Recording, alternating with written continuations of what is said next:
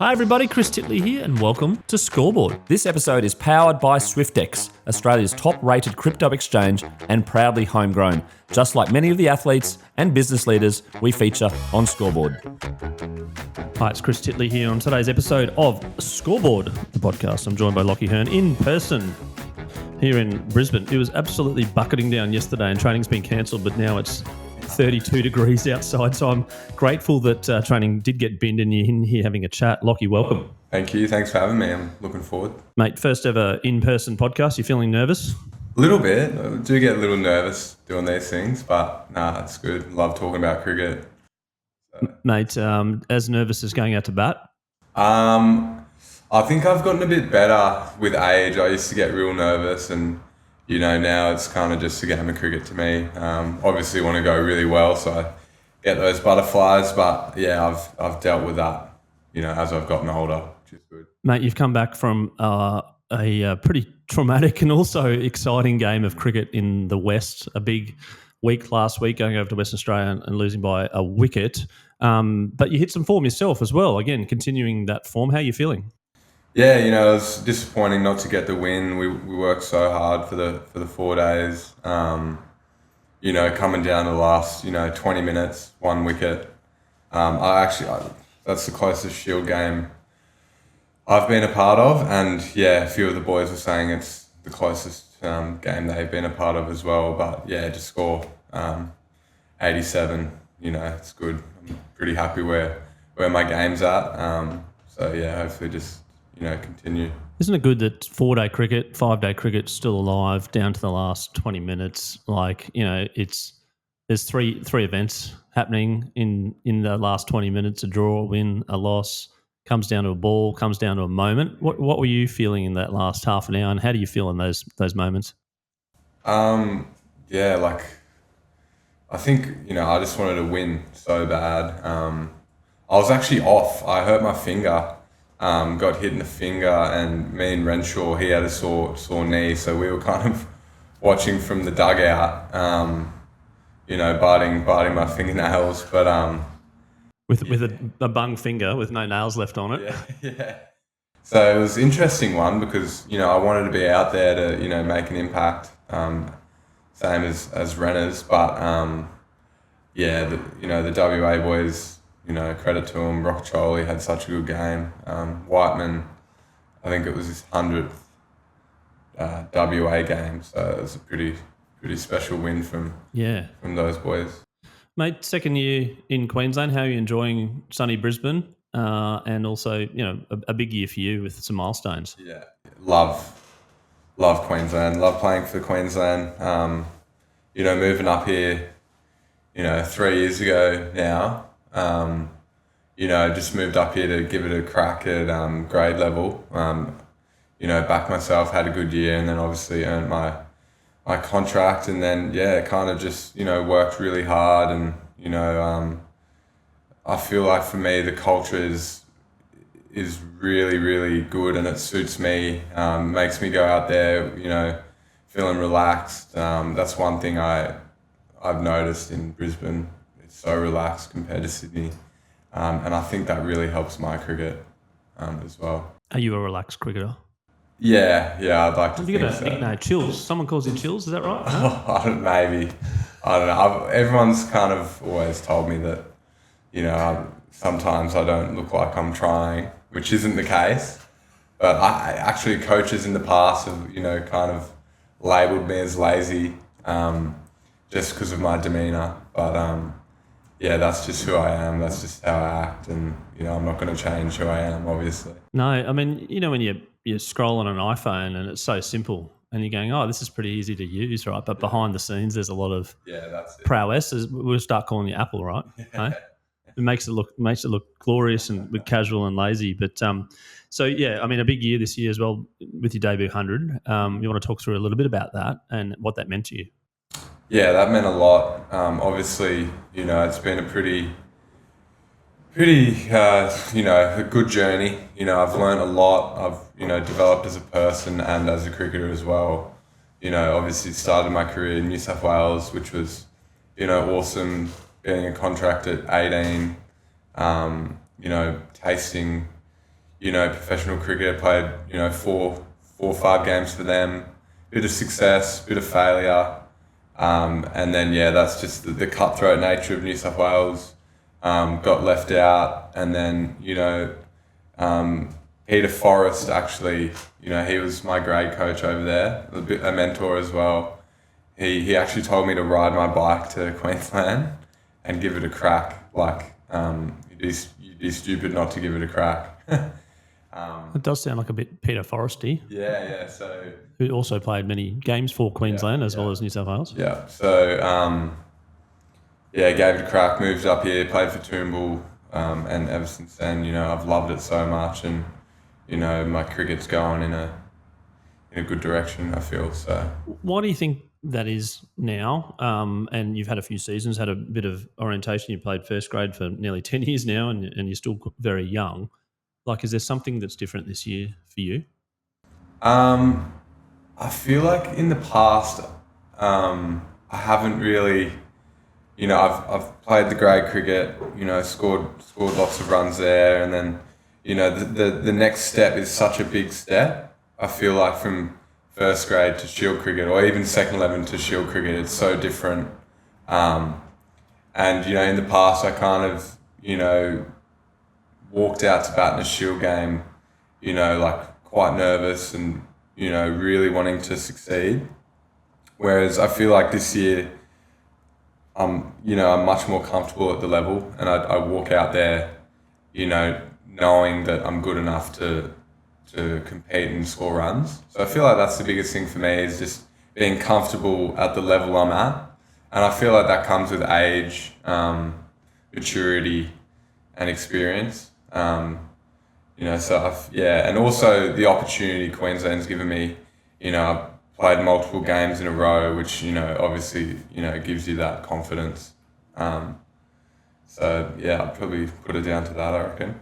When it comes to good Shield players that go to the next level, the question is, are they good enough to go to the next level? Do they feel comfortable at the Test arena? Knowing that you're feeling comfortable now at the Shield level, there's obviously an element to go, well, if you do get selected, you need to, someone like Marnus has felt comfortable in that arena. Do you think there's that next level above, and how are you feeling about that in your brain? Yeah, I definitely reckon, Shield cricket to Test cricket would be a massive jump as well. For me, I just want to continue to score runs for Queensland and really churn the runs. I always got told, my dad used to tell me, like, don't worry about anything else, just try and score runs.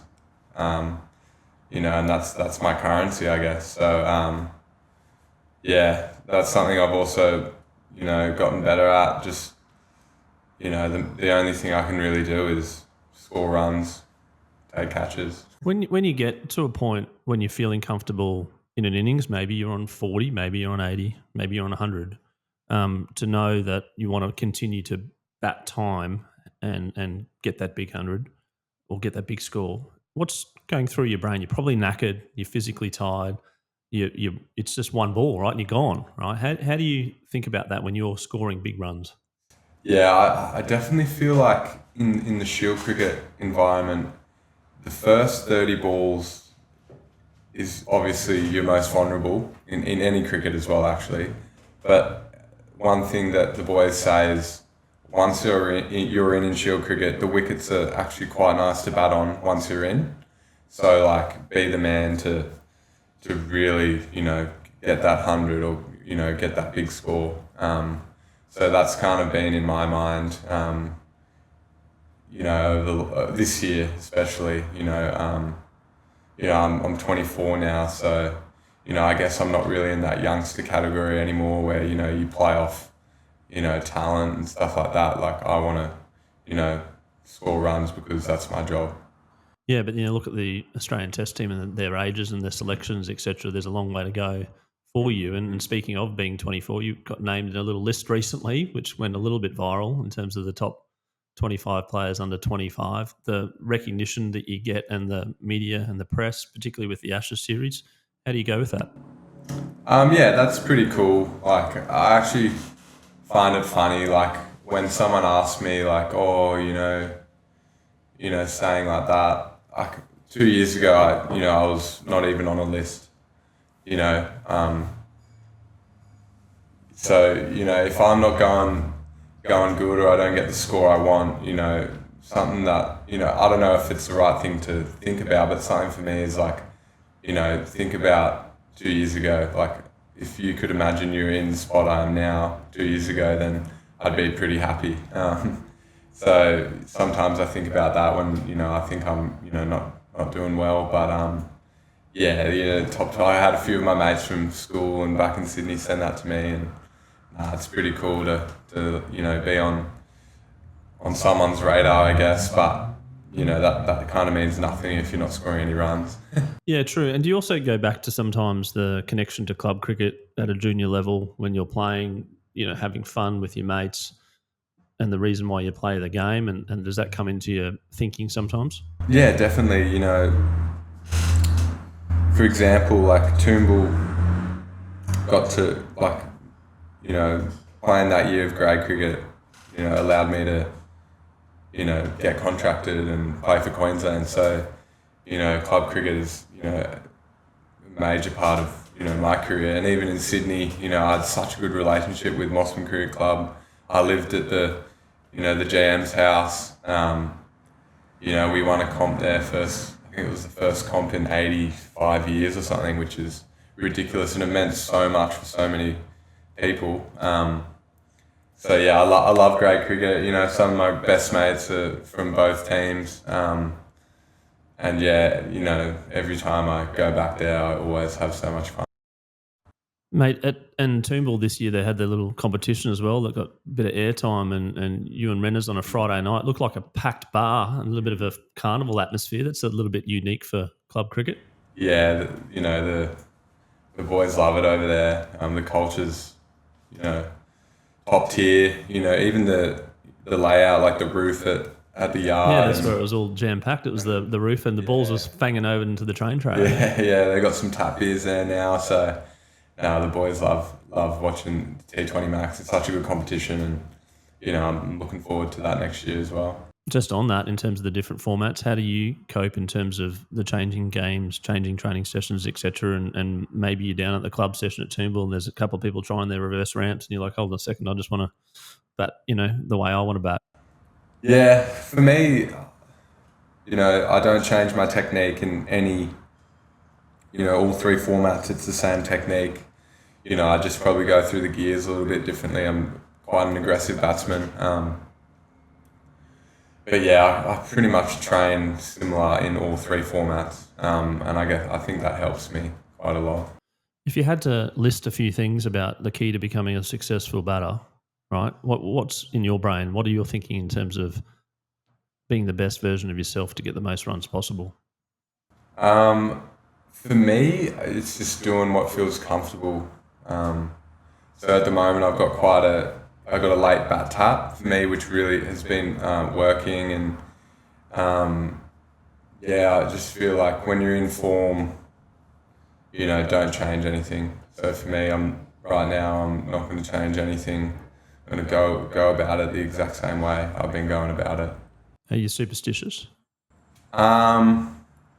Not really. I've recently started growing this mow. Well, it is November. Yeah, it's doing a bit of Movember. Scored some runs with it last week, so I'll probably... Have people been able to donate to your Movember cause? Is there a website or something? No, I haven't. I was going to say, because if you keep getting runs for Queensland, I'll keep donating, right? Yeah. I'll have to look into that, actually. maybe a buck a run, or times 10 players or whatever. You'll get up there. If there's a little bit of a... Show me the incentive, I'll show you the outcome, yeah? I kind of, he keeps on saying, Brenner's, he's doing the same thing, so he reckons I'm copying him, so... Well, he's in the runs too, right? Yeah. Mate, And so coming to Queensland, a big move for you, trying to make it as a professional cricketer, obviously with the glimpse of being a professional cricketer previously in New South Wales, but now settling in. What was going through your head there in regards to having that bit of a gamble, bit of self-belief too? It's funny, like that year I came to play club cricket was the funnest year I had. Looking back, it was in hindsight, it was actually a massive year for me. Like if I didn't go well that year,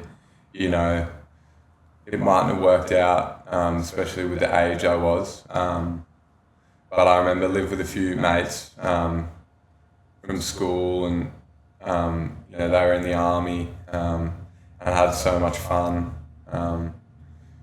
Just training. I was actually lucky enough to train with Queensland. They let me come to training, and it's better training at the Gabba than at Toombul on those dodgy nets under lights. So I was very thankful for that, and I'm just glad I scored runs that year. Why do you reckon? I mean, maybe the runs, yes, but then why do you reckon it was such a fun environment? And also, I suppose that environment of you're putting pressure on yourself, but that release of like you're playing with your mates to then kind of go, okay, we're on fire here. Let's keep going. What was the environment like? Yeah, I think it was just looking back now, it probably was the year where I should have put the most pressure on myself, but I actually didn't. I felt no pressure at all. So, I was just rocking up on Saturday, loving playing cricket with my mates. My dad always told me, Lachie, like, when you're having fun, you play your best cricket, and you could always tell when I was having fun compared to when I wasn't having fun. I still think about that today, making sure I go on the park and have fun. And then you're feeling good and you're prepared and you've had a good week, and you go out there and you get an absolute rip snorter of a ball and it cleans you up, or you get a nick or something. What goes through your brain? And this is something I want to sort of hone in on a little bit because of the junior cricketers that I know and my family, etc. as a batter. And you obviously beat yourself up a little bit that you got a golden duck, etc. Or you failed in your mind. What's some advice as a professional cricketer? Because it does happen. Yeah, that's cricket. Like, I reckon in cricket you fail more than you succeed. So, it's just about realizing that. For me, if I fail, it's still okay to be down, and because you want to go well for the team, but it's just that's just going to happen. So that's what I think. Low scores are going to happen, and there's nothing you can really do about it, especially if you get a good ball. The bowler's allowed to get you out, if you back yourself, runs are around the corner.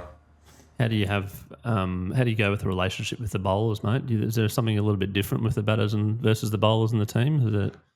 Nah, all the boys at Queensland are elite. We got a good culture. Everyone's so relaxed. Coaches are relaxed.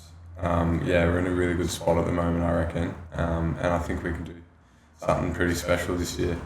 Who do you like facing in the nets, and who do you not like facing in the nets in the squad?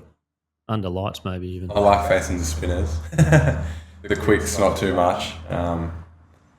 But all the quicks are class, and as much as I hate it, going in there and facing them improves me as a cricketer. So facing someone like Ness, he's a wizard. But at the end of the day, you get better facing him. So.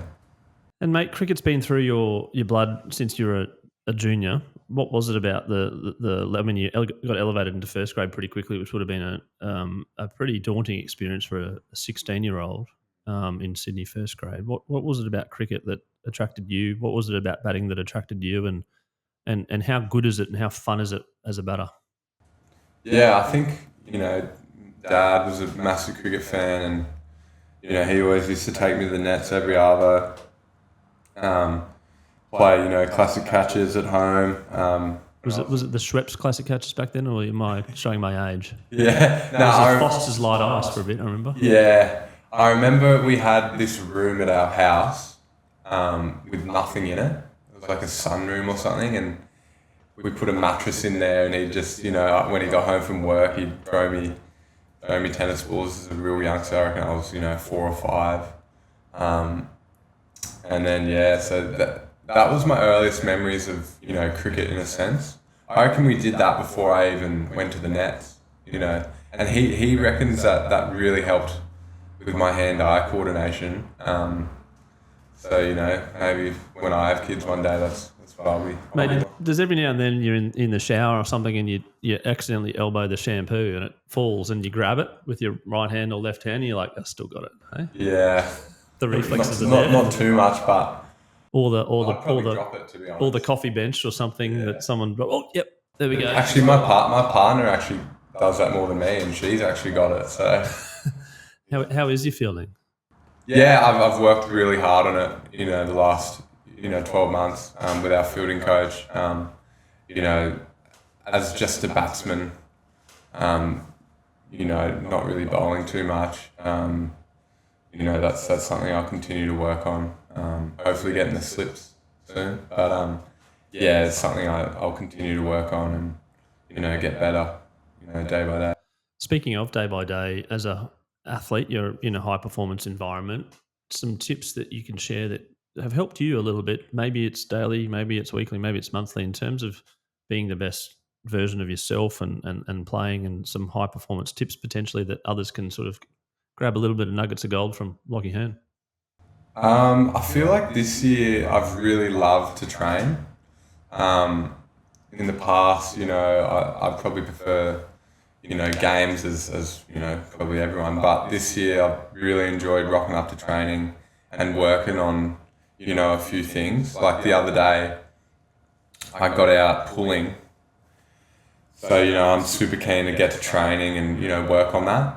So I can be better and hopefully, not get out like that again. And I feel like that just makes you better as a cricketer when you go to training and you're super keen, you love it, rather than going to training and being like, oh, I don't really want to, be here today.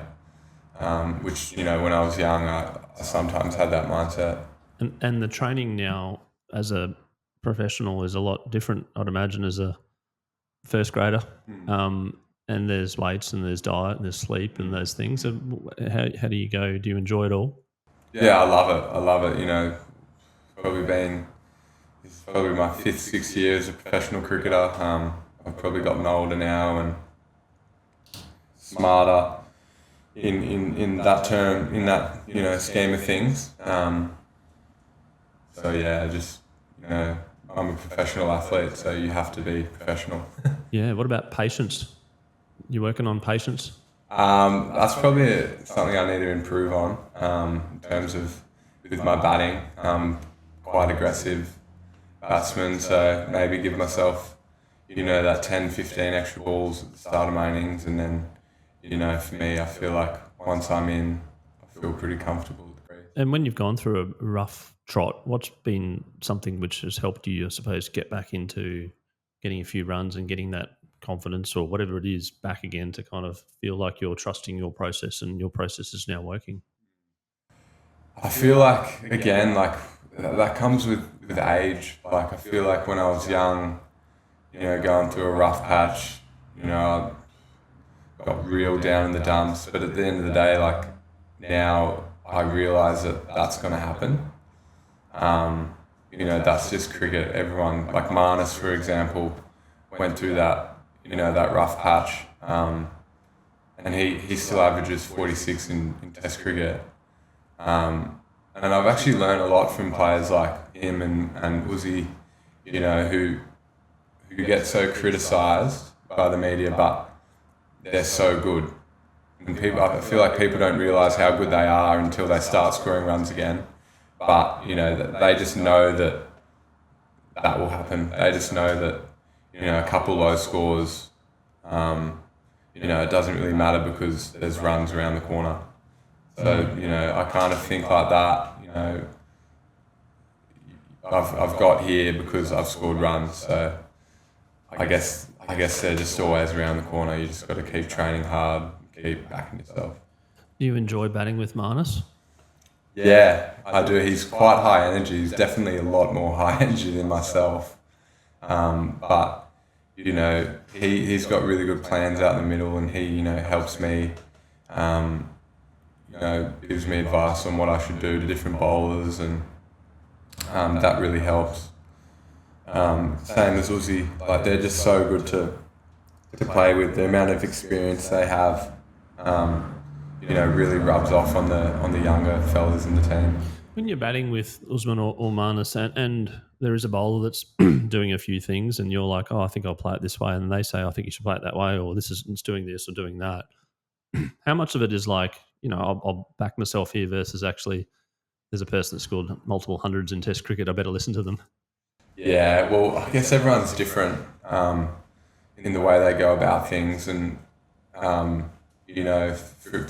example, I feel comfortable pulling the ball at the moment. I feel like it's gotten me a lot of runs this year, but it's also got me out a few times. But I feel like that's a strength of mine, and, you're going to get out pulling, even if it's a strength. But, I'm scoring so many runs with that shot at the moment. So, I'm going to keep on backing myself with it. It's probably just a tactical thing.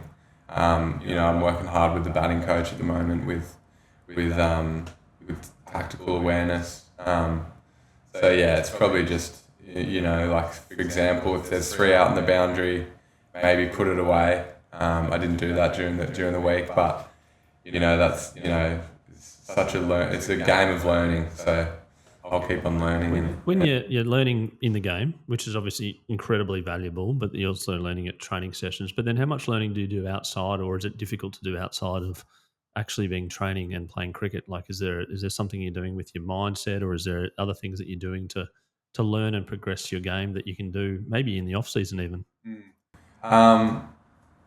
I recently saw we got a psychologist at Queensland, and he made an interesting point. He reckons people see him when they're down in the dumps, which is fair enough. But he wanted me to see him when I'm going well. So I went and saw him probably at the height of my career. Just got picked for Australia A, and I went and saw him, and it was quite interesting seeing him when everything's kind of going well for me, because cricket, is there's gonna be ebbs and flows, and we work through a few things on why I'm going well. So hopefully not, but if I'm not going too well, we can go back to those things. It's interesting you mentioned that. I listened to a podcast during the week with Gilbert Anoka on the High Performance podcast. Definitely check it out. It goes for about half an hour. He was the All Blacks mental coach for many years, 23 years I think it was, during the losses in the World Cup finals to ultimately winning it a couple of times. And he was talking about his role being as a psychologist, that they had to take him as a physio early on because they didn't get the budget, and the powers to be said, we don't need a psychologist in the team. And then towards the end of his career, it's like, if you're seeing Gilbert, you're seeing Gilbert because there's a problem. That was the early stage. And then towards the end of the All Blacks, if you're not seeing Gilbert, you're not performing at your best. Yeah. And there was a big flip around what you just mentioned, around seeing a sports psychologist at your peak, or all the time, or checking, not just like when there's a problem. Yeah. I'm actually seeing him tomorrow. So, that's another thing I find, like, me as an 18-year-old would have been like, no, I don't have to see him, nothing's going wrong, you know what I mean? But, I'm 24 and I've learned a lot, and that's only just going to help me. Yeah, it's the tool and the toolkit which some of these athletes have used. There's tools around and available to use. Now, let's get on to a couple of questions that I always ask my guests. One is their schoolboard moment, which is a moment in their life which is very visual.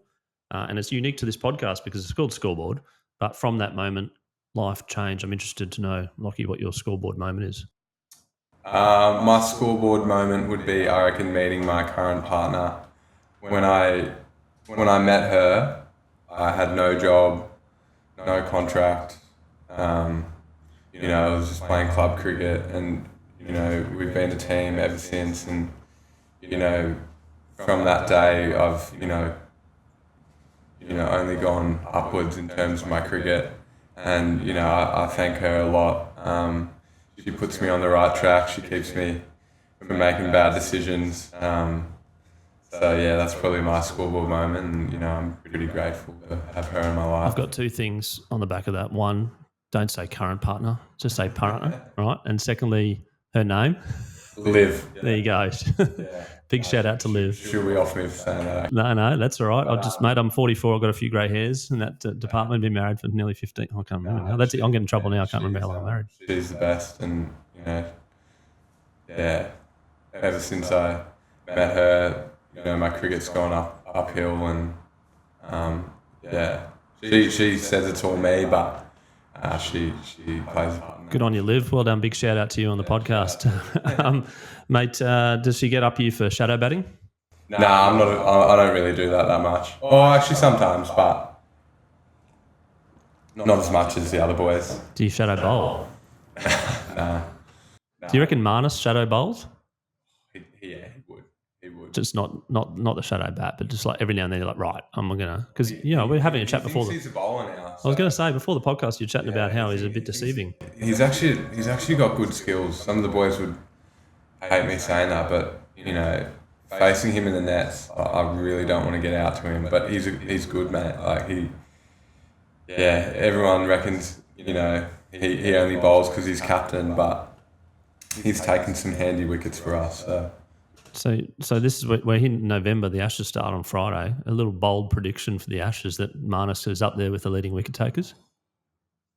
My prediction: he'll get a wicket. He'll get a wicket in the Ashes, and then he'll get a million views on Instagram because of his celebration. You reckon, or something? There'll be an article about it, but I reckon he'll get a big wicket. I reckon he'll get Harry Brook or Joe Root. That's my prediction. There you go. My prediction.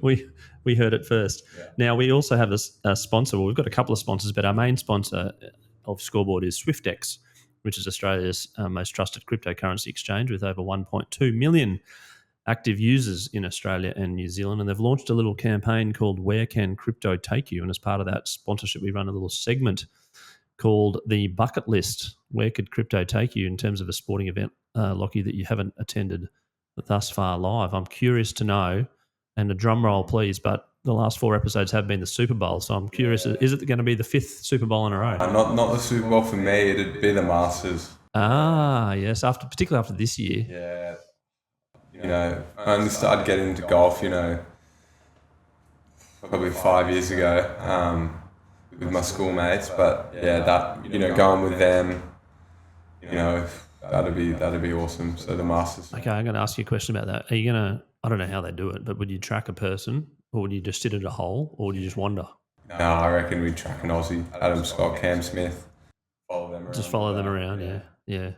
Mate, Augusta. Maybe crypto could take you there. There you go. And Lachie, we also have another sponsor in PocketSmith. PocketSmith is the personal finance app for the household CFO, the one keeping the budget in check, paying the bills and kicking goals. Over 80,000 Aussies use PocketSmith to track their spending, see their net worth, and plan ahead. Lachie Hearne, with all the sport and business and money, etc.